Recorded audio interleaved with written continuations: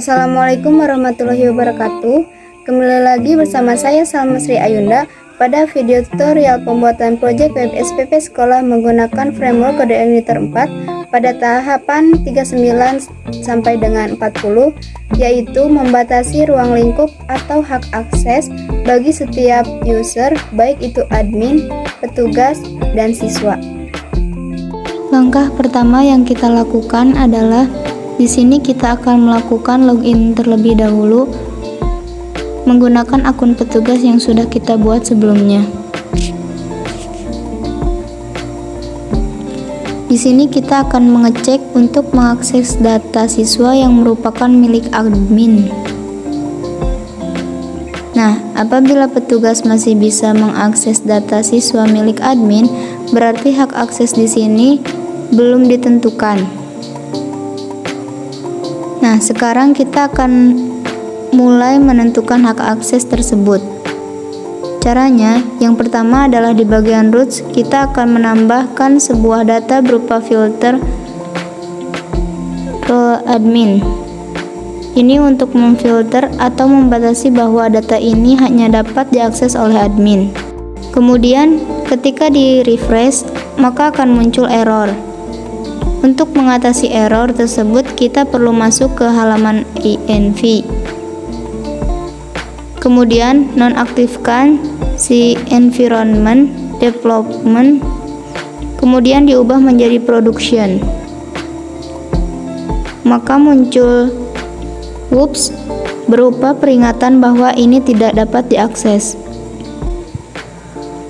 Setelah itu, di sini halaman URL masih bayaran, sedangkan kita berada di halaman petugas. Nah, untuk menyesuaikannya, kita akan mengubah halaman URL tersebut menjadi petugas pembayaran. Nah, di sini masih seperti ini, dikarenakan belum memiliki roots-nya. Sekarang kita akan membuat roots untuk hak akses petugas. Sebelum itu, kita akan mengklasifikasikan roots tersebut berdasarkan hak aksesnya. Masing-masing CRUD di setiap tabel dipisahkan dan diletakkan sesuai hak aksesnya. Nah, saat ini adalah proses sedang berlangsung mengklasifikasikan roots-nya.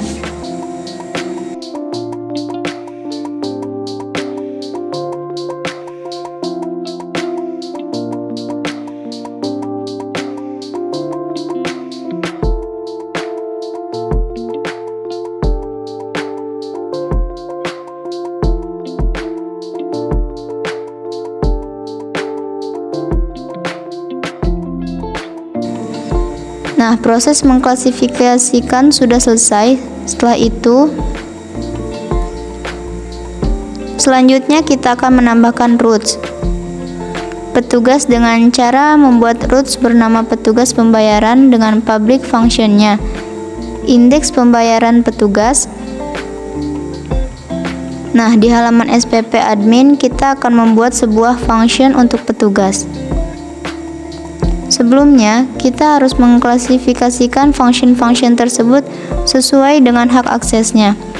Untuk public index pembayaran petugas, kita copy dari sebuah function yang sudah ada, yaitu indeks pembayaran dari admin. Di dalam petugas tidak ada menu pencarian buatan sendiri. Kemudian diisi tabel diubah dari cari menjadi get pembayaran. Ada beberapa perintah juga atau data yang dihilangkan. Setelah seperti itu, kemudian nama view-nya diubah menjadi home pembayaran petugas. Di dalam folder pembayaran, buat view baru dengan nama home pembayaran petugas.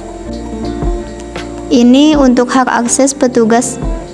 Isinya kita copy dari sebuah home pembayaran yang sudah ada sebelumnya.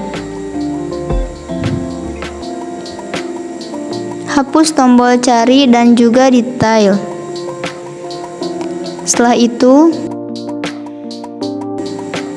di bagian sidebar alamat roots-nya juga perlu diganti menjadi petugas pembayaran. Base URL diganti karena kita menggunakan PHP Spark Shape. Oke, kita mengklik pembayaran, maka URL-nya juga berubah menjadi petugas pembayaran, dan hasilnya seperti itu. Fungsi pencarian ada karena bawaan dari admin LTE. Kemudian fungsi tambah akan diubah. Tambah itu untuk admin, sedangkan entry itu untuk petugas. Ketika mengklik entry, misalnya petugas ingin menambahkan data baru, maka seharusnya data yang ditambahkan akan muncul ke halaman roots berupa petugas pembayaran. Ternyata di situ masih admin pembayaran, sehingga kita perlu menambahkan roots baru bernama petugas pembayaran SEP. Dengan function SEP pembayaran petugas, maka dari itu di SPP admin kita juga perlu menambahkan function baru bernama SEP pembayaran petugas untuk disimpan di bagian hak akses petugas. Di bagian model juga perlu. Nah, ketika di refresh, ketika menambahkan data baru oleh petugas, maka data ketika disimpan halaman URL akan tetap berada di jalur petugas pembayaran, tidak berubah ke admin pembayaran, seperti itu. Nah, selanjutnya kita akan mengatur hak akses oleh siswa dengan public function indeks pembayaran siswa dan membuat view baru dengan nama indeks home pembayaran siswa di folder pembayaran. Isi view-nya disamakan saja dengan yang milik petugas. Dan di siswa tidak ada menambahkan data baru, fungsi pencarian sendiri dihapus. Setelah itu di bagian roots kita tambahkan roots baru untuk hak akses siswa, yaitu dengan nama siswa pembayaran. Public function-nya indeks pembayaran siswa. Kemudian di bagian sidebar diubah menjadi siswa. Roots-nya dan base URL-nya juga perlu dihapus. Setelah itu, sekarang kita sedang mengklasifikasikan function yang ada di controller SPP admin sesuai dengan hak aksesnya. Selanjutnya, kita akan mengecek hasilnya. Kita masuk dulu ke web. Ini kita login menggunakan akun siswa. Nah, untuk hasil dari dashboard siswa yang telah menggunakan hak akses, maka hasilnya seperti ini. Ketika mengklik pembayaran, maka URL-nya juga akan berubah menyesuaikan, yaitu siswa pembayaran, dan tidak ada fungsi tambah atau tombol tambah oleh siswa, hanya ada fungsi pencarian bawaan dari admin LTE.